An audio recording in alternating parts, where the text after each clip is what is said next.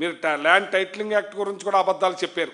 Land titling Jaganmohan Reddy గారు మీ document ఇవ్వడు, xerox ఇస్తారు, మీకు అది ఆయన బ్యాంకుల్లో పెట్టి డబ్బు తీసుకొస్తాడని చెప్పి ఇవాళ మీరు ఏం చేస్తున్నారన్నారు? సంపద సృష్టిస్తానన్నారు. ఏం సంపద సృష్టించారు? 2,66,000 కోట్ల రూపాయలు అప్పు చేసేసి రైతులకు ఏం చేశారు మీరు? మేలు ప్రజలకు ఏం మేలు చేశారు మీరు?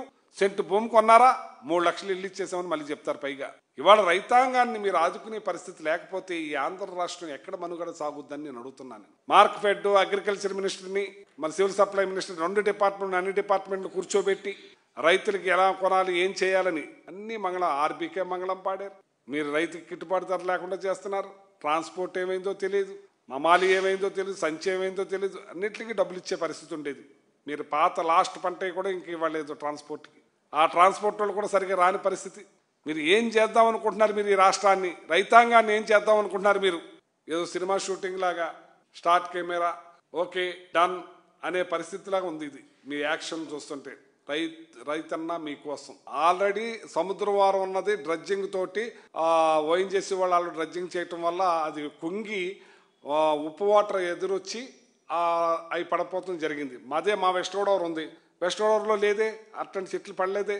కానీ ఇటువంటివన్నీ కూడా అనుకుంటాం మంచిది కాదు. ఇది వాళ్ళు తెలంగాణలో వాళ్ళ పంటలు వాళ్ళు పండించుకుంటున్నారు, ఇక్కడ పంటలు పండించుకుంటున్నారు. మీరు డిప్యూటీ సీఎంగా మీ కూటమి ప్రభుత్వం తరపు నుంచి ఆ నష్టపరిహారం ఆ రైతులకి ఏం చేయాలనే దాని గురించి మాట్లాడాలి. మీరు వెళ్ళారు, నేను ముఖ్యమంత్రిని కాదు, నేను డిప్యూటీ సీఎం అని, నా చేతిలో ఏముంటుందంటే ఎమ్మెల్యేగానే నా చేతిలో ఉండేది, నేను మాట్లాడేవాడిని. ముఖ్యమంత్రి గారితో మాట్లాడి, కన్సల్ట్ మంత్రితో మాట్లాడి ఆ రైతులకు నష్టపరిహారం ఇప్పించేవాడిని. మీరు డిప్యూటీ సీఎంగా మాట్లాడండి, మీ కన్సల్ట్ మినిస్టర్తో మాట్లాడండి, ఫైనాన్స్ చేయించండి, ప్రజలకి ఆ రైతులకు నష్టపరిహారం ఏం చేయిస్తారో చేయించండి. అది డిప్యూటీ సీఎంగా అంటే. నేను ఎమ్మెల్యేగానే చేశాను. నేను తుఫాను గాలికి అట్లకి పంటలు దెబ్బతిన్నప్పుడు రాయించాను. అంటే రాష్ట్రం అంతా పోపైనా నా నియోజకవర్గంలో కొంత ఏరియా నష్టపోతే రైతులకి ఆ నష్టపరిహారం కన్సల్ట్ ఆఫీసర్స్ని రప్పించి రాయించాను. సీఎం గారితో మంత్రి గారితో మాట్లాడి, అలాగే అక్కడ జరిగిన నష్టాన్ని మీరు సీఎంతో మాట్లాడండి, అక్కడి నుంచి ఆడ ముందే చేపించండి. మీరు చెప్పారు కదా ఎలక్షన్స్లో మేము అందరం కలిసి మీకు న్యాయం చేస్తాం, ఏదైనా చేసి పెడతాం, ఏదైనా చూస్తాం అని చెప్పారు కదా, చేయండి.